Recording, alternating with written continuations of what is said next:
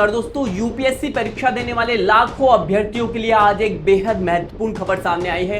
Delhi high court ने UPSC की official answer की को लेकर एक ऐसी टिप्पणी की है जिसने प्रतियोगी परीक्षा की दुनिया में नई बहस छिड़ दी है।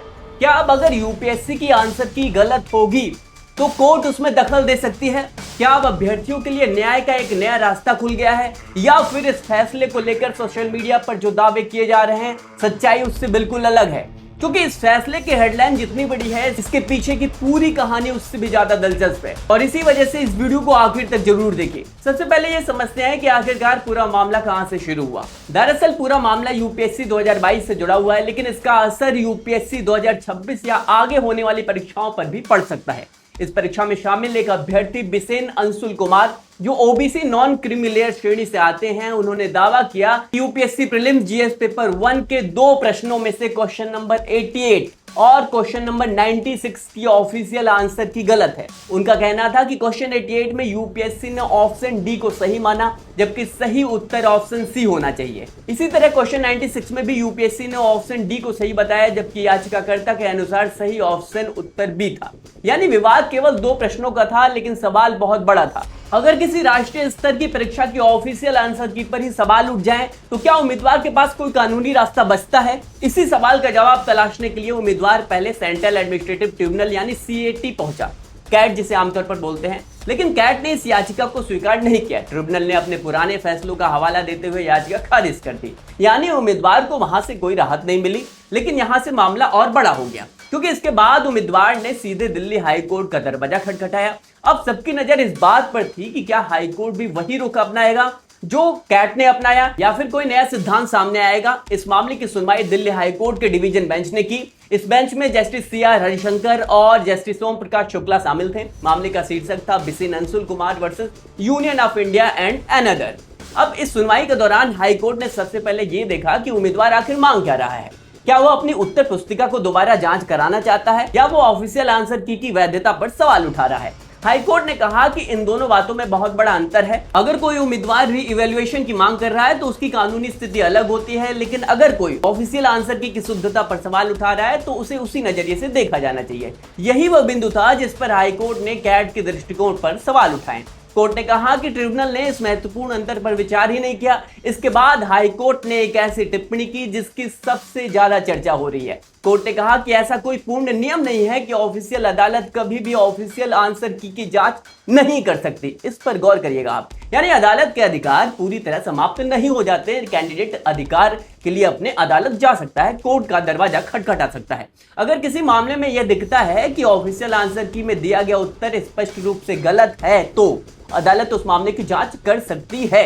यही टिप्पणी आज पूरे देश में चर्चा का विषय बनी हुई है। लेकिन यहीं पर रुक जाइए, क्योंकि फैसले का सबसे महत्वपूर्ण हिस्सा अभी बाकी है। अब सुनिए वो बात जिसे समझना बहुत ज्यादा जरूरी है।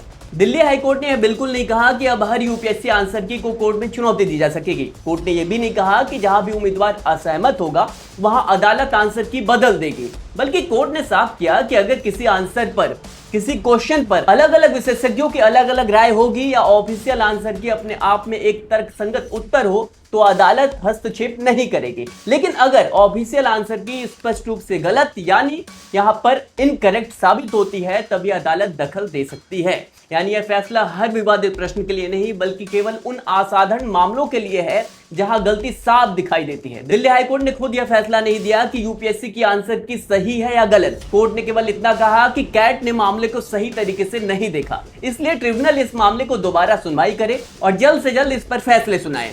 यानी अभी तक ना तो आंसर की बदली गई है, ना ही उम्मीदवार को अंतिम राहत मिली है। मामला अभी भी आगे की कानूनी प्रक्रिया में है। तो इस पूरे फैसले का सार केवल इतना है कि दिल्ली हाईकोर्ट ने स्पष्ट किया कि यदि किसी प्रतियोगी परीक्षा की ऑफिशियल आंसर की में उत्तर स्पष्ट और निर्विवादित रूप से गलत हो, तो अदालत उस मामले में हस्तक्षेप कर सकती है। लेकिन इसका मतलब यह बिल्कुल नहीं कि अब हर अभ्यर्थी अपनी पसंद का उत्तर लेकर कोर्ट पहुंच जाएगा और आंसर की यहाँ पर बदल दी जाएगी। इसलिए सोशल मीडिया पर चल रहे अधूरे दावों से बचिए और फैसले को उसके पूरे संदर्भ में समझिए। इस पूरे मामले पर आगे ट्रिब्यूनल का फैसला क्या आता है उस पर हमारी नजर रहेगी। वैसे आप इस फैसले को किस नजरिए से देखते हैं? क्या इससे कॉम्पिटेटिव एग्जामिनेशन में पारदर्शिता बढ़ेगी या फिर इससे मुकदमों की संख्या बढ़ सकती है? अपनी राय हमें कमेंट में जरूर बताइएगा। दोस्तों, आपको बीच में इंटरप्ट कर रहा हूं। देखो, यहाँ पर जो भी ओनली यूपीएससी पर जो भी आपको इस तरह के इशूज बताए जाते हैं, यहाँ पर डिस्कस किए जाते हैं, यहाँ पर मैं एज ए प्रूफ आपको दिखाना चाहता हूँ कि सारे इशूज रियल में भी होते हैं।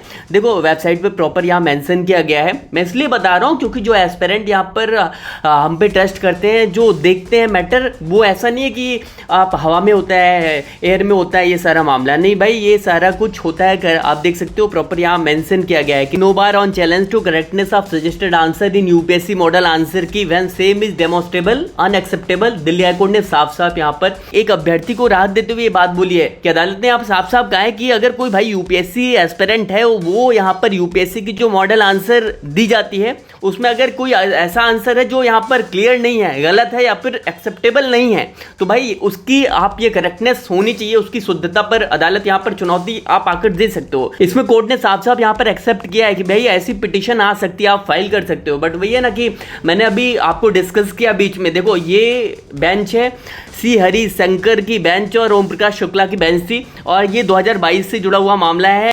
आप देख सकते हो क्वेश्चन नंबर 88 और 96 को यहाँ चैलेंज किया गया है जीएस पेपर 1 में।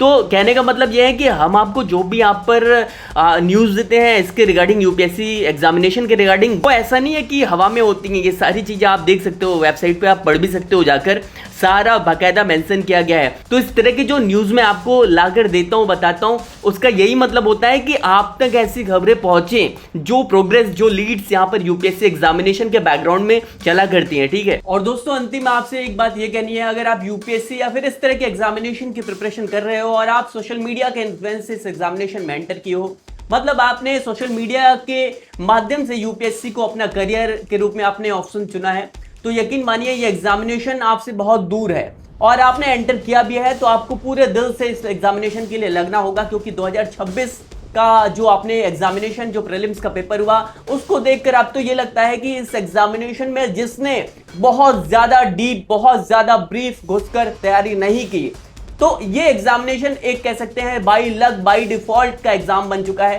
खासकर प्रीलिम्स एग्जाम। क्योंकि आप जैसे उम्मीदवार अगर एग्जामिनेशन में सोशल मीडिया के माध्यम से, सोशल मीडिया की हेल्प से एंटर कर रहे हो, आप जहां पर आपका कोई मोटो नहीं है, तो ये एग्जामिनेशन आपके लिए नहीं है। क्योंकि यूपीएससी ने साफ साफ इस बार कह दिया कि हम अब ना कोचिंग इंस्टीट्यूट को चलने देंगे, ना ही इस तरह की जो संस्थाएं हैं जो ये दावे करती हैं कि हम यहाँ पर आपकी तैयारी कराएंगे और बच्चों को, ये कह सकते हैं कहीं ना कहीं बच्चों को गलत भ्रमित करते हैं। तो ये इस बार का पेपर यूपीएससी का इस तरह से एक जवाब था कि एग्जामिनेशन बड़ा है। ये एग्जामिनेशन कोई ऐसा वैसा नहीं है, एग्जामिनेशन बहुत बड़ा है और आप अपनी जो प्रिपरेशन की स्पीड है, जो दायरा है, वो बढ़ाइए। और दोस्तों, अगर आपको ये रिपोर्ट उपयोगी लगी हो तो वीडियो को लाइक करें, चैनल ओनली यूपीएससी को सब्सक्राइब करें और इस वीडियो को शेयर करते हुए अपने दोस्तों को भी बताएं। चलिए, बहुत बहुत धन्यवाद, मिलते हैं अगले वीडियो में।